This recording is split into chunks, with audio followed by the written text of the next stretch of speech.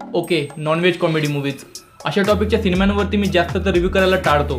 तुम्हाला माहिती असेल मी आत्तापर्यंत अशा एक पण सिनेमाला हात लावलेला नाही आहे. मी कधीच अशा टॉपिकवरती बोलणार नव्हतो, पण आता पाणी डोक्याच्या वरून गेलं आहे आणि जी गोष्ट मला खूप दिवसापासून खटकत होती ती आता तुमच्यासमोर मांडण्याची वेळ आली असं मला वाटतं. मी आज अशा दोन व्यक्तीबद्दल बोलणार आहे ज्यांनी करिअरची सुरुवात खूप चांगली केली होती आणि सर्वांनीच त्यांच्या कामाला अप्रिशिएट केलं होतं. पर्सनली मला पण वाटत होतं की ते मराठी सिनेमात चांगलं कॉन्ट्रीब्यूट करतील, पण त्यांचं आत्ताचं काम बघून माझं त्यावेळेसचं मत आता बदलावं असं वाटतंय. तर गोष्ट सुरू आहे पार्थ भालेराव आणि प्रथमेश परबची. दोघे पण यंग ॲक्टर आहेत, पोटेन्शियल पण खूप आहे, पण कुठेतरी ते भरकटलेत. मान्य आहे की आपल्याला असं पण काम करावं लागतं ज्याची इच्छा बिलकुल नसते, पण जी गोष्ट आजच्या जनरेशनवर इफेक्ट करत असेल, जी एकदम इनलॉजिकल आहे, ज्या गोष्टीचा काडी मात्र काहीच मिनिंग नाही, ती गोष्ट वारंवार करणे ही कितपत योग्य आहे.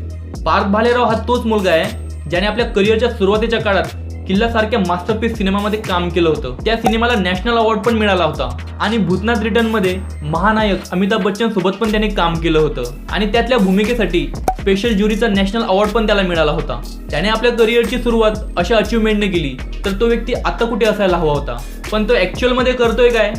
अशा टाईपचे बी ग्रेडचे सिनेमे बनवून ते सिलेक्टेड ऑडियन्सला टार्गेट करायचा प्रयत्न करतायत. या सिनेमाच्या रिव्ह्यूसाठी एक 13 वर्षाचा मुलगा, ज्याचं मी याच्यामध्ये नाव घेऊ शकत नाही, तो मला म्हटलं की तुम्ही याच्यावरती रिव्ह्यू का बरं नाही केला.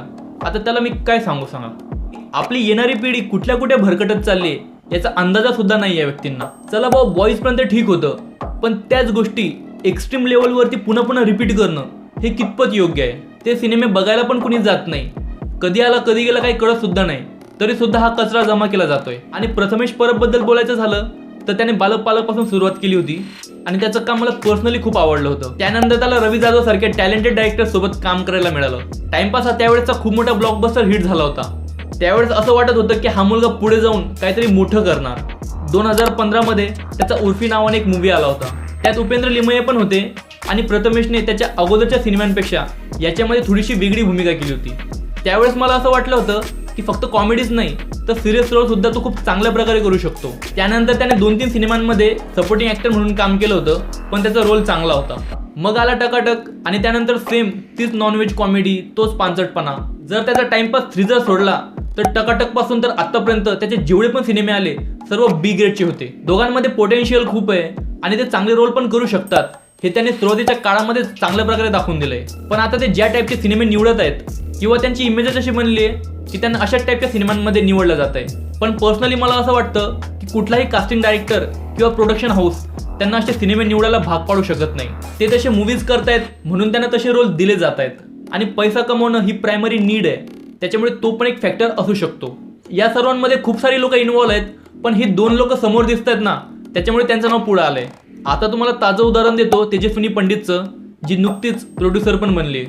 अथांग वेब सिरीज जी तिने प्रोड्यूस केली होती त्यामध्ये भाग्यश्री मिलिंद, जी दिसायला फक्त 15-16 वर्षाची वाटते, जी ॲक्च्युअलमध्ये 22-23 वर्षाची आहे, एंडिंगच्या तिच्या इंटिमेट सीनला सेंट्रल पॉईंट बनवून पूर्ण सिरीज ओढून नेली होती.